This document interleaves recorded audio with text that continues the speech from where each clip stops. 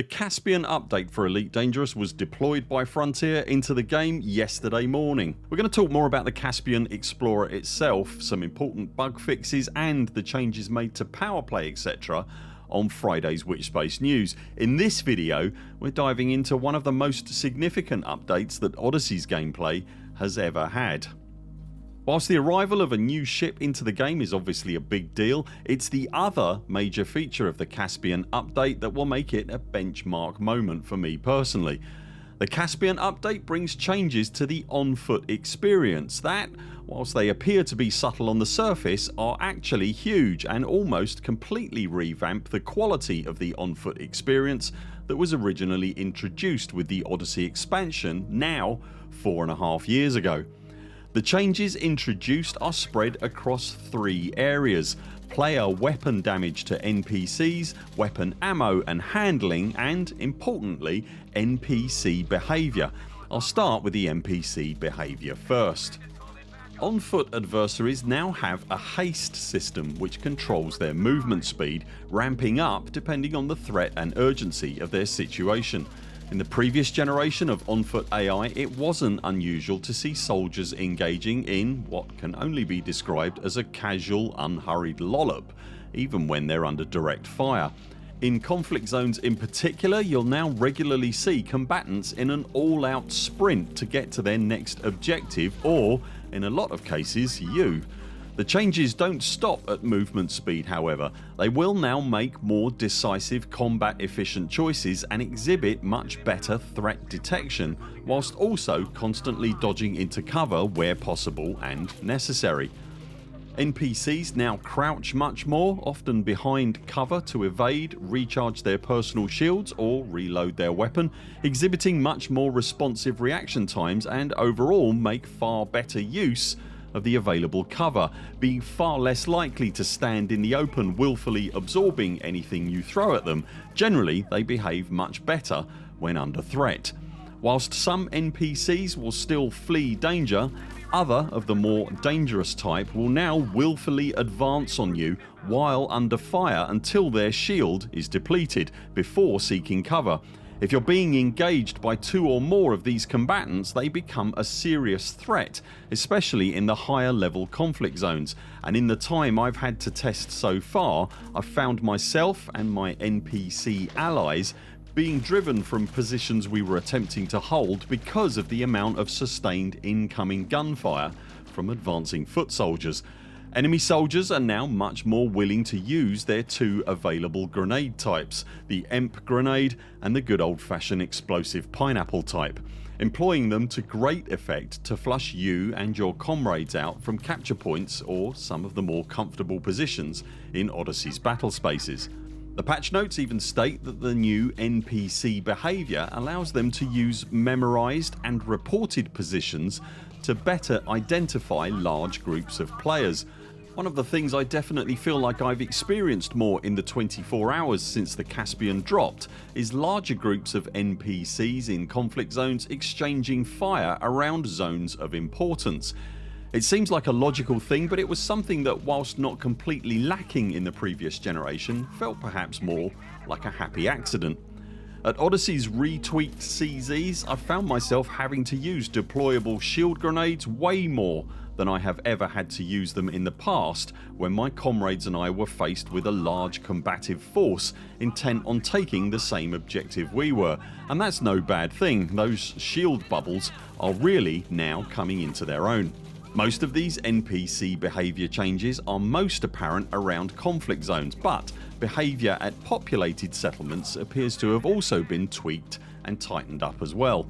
Settlement raiding is still a much tighter and more controlled engagement, and this is by design, the conflict zones being a straight down the middle all out bun fight. But when the regular guards and staff are aware of you and your nefarious intentions during a raid, they will still get to cover and utilise that cover better, in particular noticeably getting behind cover to raise the alarm and call in outside security forces. It's when the alarm is raised and those exterior security forces arrive that the waste material really hits the air conditioning however. Whilst it isn't specifically mentioned in the patch notes, during my testing it certainly felt like those individuals had been similarly amped up and tweaked to administer a solid dirt nap to anyone in the way. That's someone being me. I'm the one who took the dirt nap. The science, technician and worker force etc are just as spongy as ever. That's what you get for wearing a salad bowl on your head. Regardless of where your conflicts might be taking place however, your weapons are now much more effective regardless of what they're hitting, be it shields, armour or Ian from accounting. We covered off the changes that FDev had proposed in the preview build we had access to here last week, but in case you missed it, the disparity between what kinetic weapons do to shields and what laser weapons do to armour has been narrowed so much as to be largely indistinguishable. If all you have is lasers, then you'll cut through armour almost nearly as well as bullets, and the same is true when it comes to firing kinetics at shields. There is a subtle difference in the damage, but it's so balanced between the two now that the previous necessity for constantly, frankly tedious weapon switching has been completely negated. The weapons themselves and not just their effects have also been tweaked as well. Odyssey's kinetic assault rifle and laser SMG, the Karma AR-50 and the TK Eclipse have both had their ammo limits increased. The Karma C44 kinetic SMG has had its ammo decreased slightly, and the reload speed of the Karma L6 rocket launcher has been slowed down slightly. The stow and draw times for all weapons have been decreased, or the physical speed of the draw and stow increased depending on how you want to measure it, ultimately making changing weapons significantly quicker and much less of a chore. And Manticore's entire suite of plasma weapons, that's the Executioner sniper rifle, the Oppressor assault rifle and the Tormentor handheld shotgun rifle cannon, have all had their projectile speed increased. I need to add a caveat at this point that stems from my personal bias. I really love sniping with the Executioner, and the speed increase in outgoing rounds and indeed the incoming rounds when under fire is very noticeable, and I love it.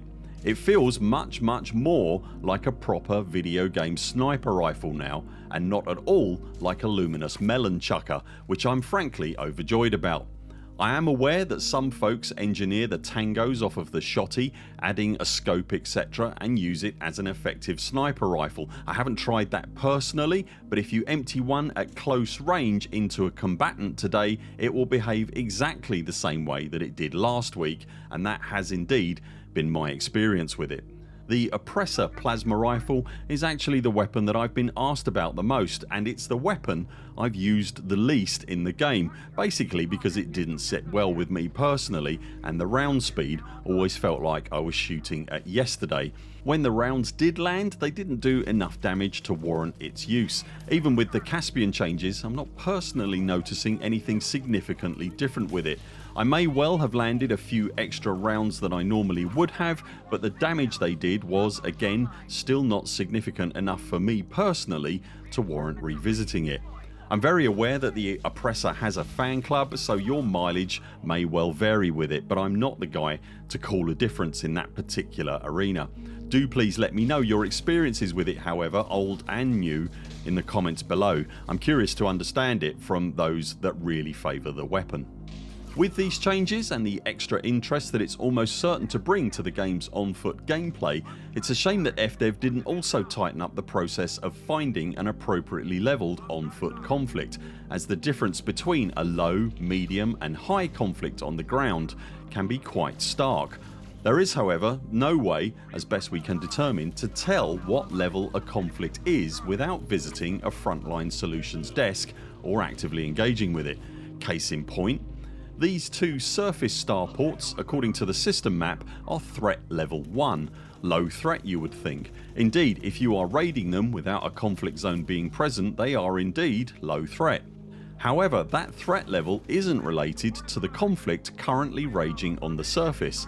To determine that information, first you need to visit a nearby starport and talk to Frontline Solutions. Do so and you'll discover that one of the nearly identical locations is in fact a medium intensity and the other is a high. If you drill into the nav panel, you'll see an increasing number of plus symbols next to settlements. Those plus symbols actually signify the settlement's physical size and have nothing to do with threat or conflict intensity levels at all. Space CZs have no such problems. You can determine the intensity of those easily from your ship's nav panel. It's been my experience that a lot of surface CZ participants tend to use their own ships, as it's easy and quick to rinse and repeat the conflict without having to get a taxi back and forth, just paying in the bonds that they've accrued when they're done warring for the day. Unless you know to introduce a visit to Frontline Solutions before you pick a fight, you're in danger of landing yourself in the middle of a CZ that you're not prepared for, an experience which could well put you off attempting it ever again. If you are looking to attempt a CZ for the first time, consider this fair warning. Ultimately, with any aspect of the Elite Dangerous on foot experience, it's important to understand and account for what it's trying to be and, just as importantly, what it isn't. If you're an aficionado of modern, fast first person shooters, then there isn't going to be anything in the Caspian update to convince you that Odyssey's offering is the next big Call of Duty killer. Odyssey's current offering is, however, a challenging and interesting way to engage with its wider galaxy and simulations in a manner adjacent to its spaceships. And while Elite Dangerous isn't going to compete with Call of Duty or Battlefield, those games won't let you seamlessly travel to Sagittarius A directly from their respective battlefields. The right tool for the right job. The changes that FDev have now introduced have taken what could oftentimes be a slightly irritating take on the wider genre with some overly bullet spongy NPC antagonists and lifted it to something that is faster, smarter, much more interesting and a degree more challenging than where it started. What's more interesting in all of this is the reason that FDev have taken this step in the first place, albeit rather late in the day. This has to be all in preparation for what Operations is bringing to the table early next year, and as such it has me more excited than ever from what Odyssey will be introducing to the on foot, the in-ship and the SRV, and all three combined. The on foot gameplay, regardless of what aspect of it you take on, is now slicker, smarter and frankly more fun than it's ever been, and if FDev can keep layering on top of what they have now finally established, then who knows where this will go. How has your on foot experience been in the game since the update? Are you a fan of the Oppressor plasma rifle, or have these changes now convinced you to give Odyssey's on foot combat a go? Let us know in the comments below. If you've enjoyed this video, remember to subscribe to the channel so that you see all our videos and community posts, and if you'd like to support our work here at the Buur Pit, you can also join us on Patreon. Links to that and everything else we've talked about in this video you'll find linked below. That's it for now. Thanks very much for watching. We very much look forward to seeing you next time.